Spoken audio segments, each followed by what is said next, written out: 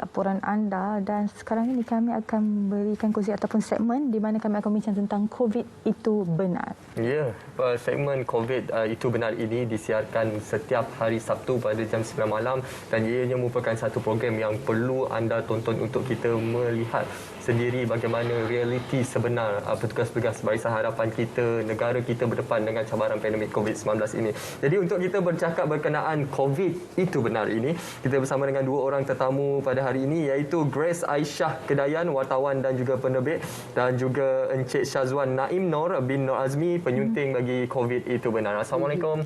Assalamualaikum. Baik, mungkin untuk permulaan ini saya fahamkan ini merupakan siri yang ketiga. Betul. Jadi mungkin boleh kongsikan apa antara intipati utama bagi siri yang ketiga pada malam ini. Baik, terima kasih Munawar, Fatanah dan juga Selamat Pagi Malaysia di atas jemputan dan juga peluang ini. Jadi malam ini adalah siri ketiga untuk COVID itu benar. Jadi sama seperti dua siri yang kita pernah siarkan sebelum ini, iaitu kita kalau boleh kita nak mendidik masyarakat, kita nak create awareness untuk memberi kefahaman kepada masyarakat bahawa COVID itu benar. Apa yang dah berlaku ni dah adalah sesuatu yang hakikat memang berlaku. Jika dua siri sebelum ni kita akan paparkan tentang realiti yang berlaku, iaitu kita ada siri yang berkaitan tentang kontena mayat. Kemudian kita ada bagaimana proses pengkebumian.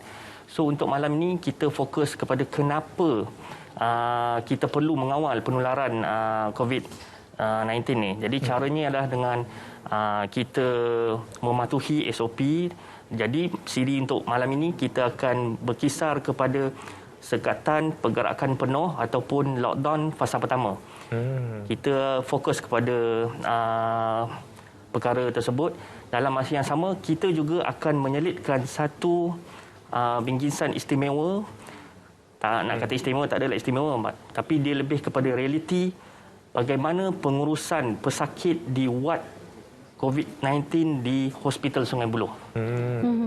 Jadi kita nak tunjukkan bahawa apa yang berlaku ni adalah benar. Realiti. Jadi kepada para penonton, jangan lupa malam ni nak tahu apa yang berlaku di ward kritikal Hospital Sungai Buloh dan sebenarnya di keseluruhan ward-ward di hospital di seluruh negara, kita boleh tonton CIB siri ketiga malam ini.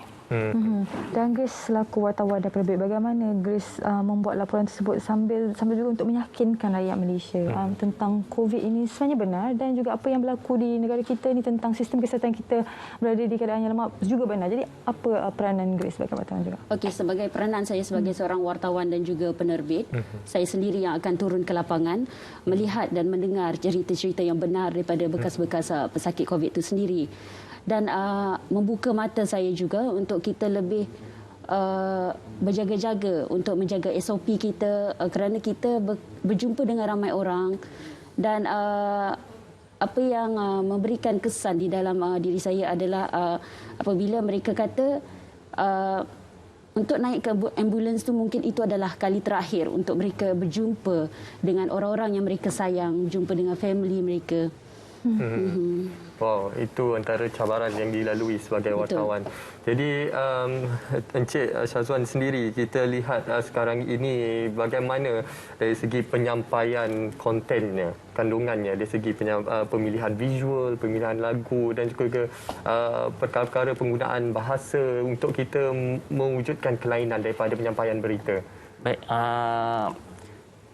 saya peranan saya adalah lebih kepada suntingan skrip.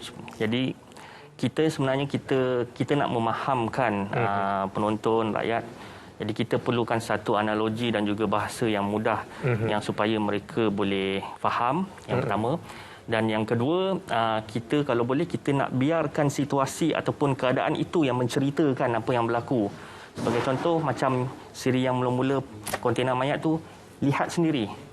Kan, kontena mayat di Hospital Sungai Buloh, dan sekarang sudah ada beberapa lagi kontena mayat di hospital-hospital, dah ada 5-6, kemudian ada flexi mode di Hospital Tunku Abang Rahimah di Kelang. Jadi kita nak biar rakyat lihat sendiri. Kemudian saya dari segi skrip tu, saya kalau boleh saya cuba menyelami apa yang dialami oleh wartawan kita. Jadi kita buat skrip tu biar orang kata rakyat boleh faham tentang apa yang berlaku. Maknanya kita sekarang ni kita berada dalam situasi mungkin kelesuan pandemik. Maknanya kita dah setahun lebih, dah lama dah kita berada dalam situasi sekarang ni.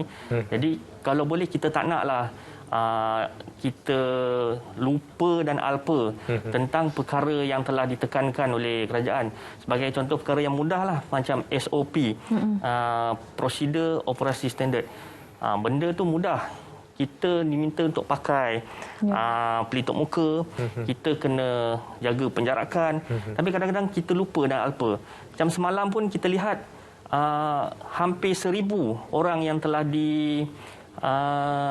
dikenakan kompaun kerana engkar SOP. Betul. Tak pakai pelitup muka pun 200 lebih. Jadi benda ni dah lama, dah setahun lebih. Kenapa masih lagi berlaku perkara macam ni? Jadi kadang-kadang bila kita nak buat, maknanya kita ni, kita sendiri pun frontliner juga. Kita pun ada peranan kita juga. Dan kita dari bidang penyiaran, kita nak bagi tahu bahawa benda-benda yang melibatkan pandemik ni bukan hanya untuk diri kita sendiri, tetapi dia juga melibatkan keseluruhan masyarakat.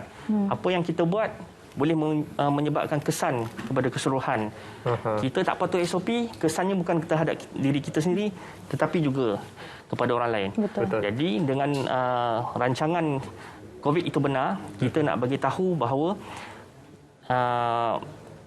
tolong patuhi SOP.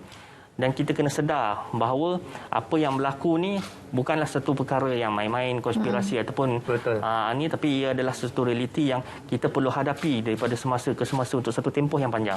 Betul. Kalau Grace boleh kongsikan sedikit antara pengalaman Grace selaku wartawan tu, apakah pengalaman yang Grace rasa macam tak sampai hati, betul tak sanggup lah untuk melakukan laporan tersebut tu sendiri? Pengalaman yang sendiri yang saya hadapi, saya masih ingat lagi ketika kes COVID yang berlaku di Malaysia masa tu awal Januari tahun lalu. Itu pada masa tu adalah 3 kes. Grace adalah antara reporter yang mendapat berita itu terlebih dahulu. Dan ada juga bekas pesakit COVID-19 di mana mak dia meninggal kerana yang paling kita rasa sedih adalah dia kata dia adalah orang yang terakhir hantar ibunya ke hospital. Dan itulah kali terakhir dia jumpa ibu dia. Dia tak sempat jumpa ibu dia sebab dia tak dapat parking. So dia biarkan ibu dia berjalan seorang diri pergi hospital sehingga ibu dia ditidurkan, dan itulah pengakhiran jumpa ibu dia. Kita satu perkongsian yang cukup menyentuh hati dan kita sudah pastinya tidak mahu perkara tersebut berlaku kepada diri kita dan juga orang tersayang di sekeliling kita. Bagi Grace sendiri sebagai wartawan yang sering kali turun padang, Grace sering kali mewar-warkan kepada penonton untuk mematuhi SOP, pentingnya pematuhan SOP ni. Tapi bagaimana Grace melihat dalam situasi sekarang ini, masih ada lagi golongan-golongan yang tidak mempercayai kewujudan COVID tu, masih ada lagi golongan-golongan yang menidakkan kepentingan vaksin dan juga mempertikaikan vaksin yang sedia ada dalam negara. Pandangan Grace? Pada pandangan saya itu bergantung kepada diri kita, disiplin kita untuk kita mematuhi SOP yang telah ditetapkan oleh kerajaan. So bukan untuk kita pentingkan diri. Kita kena sedar, kita kena menetapkan kesedaran di dalam diri kita agar kita patuh kepada SOP, kerana COVID itu memang benar. Kerana kita tak nak lagi mendengar kes kematian yang meningkat. Kita tak nak lagi mendengar kes baharu COVID yang meningkat juga. Kita nak seperti negara Brunei yang akan mendapat kalau Brunei merekodkan 3 kematian sepanjang setahun yang lalu. Kita nak juga seperti itu. Kita tak nak mendengar lagi orang-orang yang kita sayang meninggal.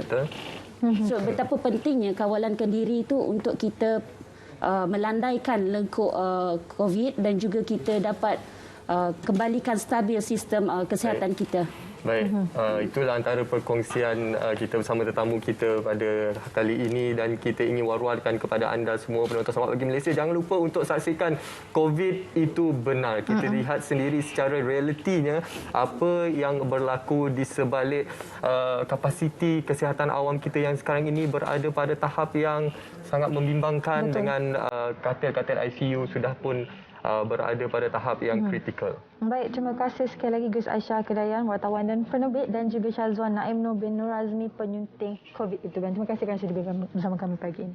Betul. Penonton, kita sudah pun sampai ke penghujung rancangan apa yang ingin kami sampaikan kepada anda. Semoga segala perkongsian kita sepanjang 3 jam kita bersiaran ini memberi manfaat kepada anda. Jadi terus patuhi SOP, tingkatkan kawalan kendiri anda dalam tempoh Perintah Kawalan Pergerakan Penuh 3.0 ini. Dan jangan lupa untuk mendaftar bagi program imunisasi COVID-19 kebangsaan juga dan henti sebarkan berita palsu. Kita jaga kita, lindung diri, lindung semua, teguh kita, menang bersama. Sampai di sini saja. Assalamualaikum. Kami mengundur diri.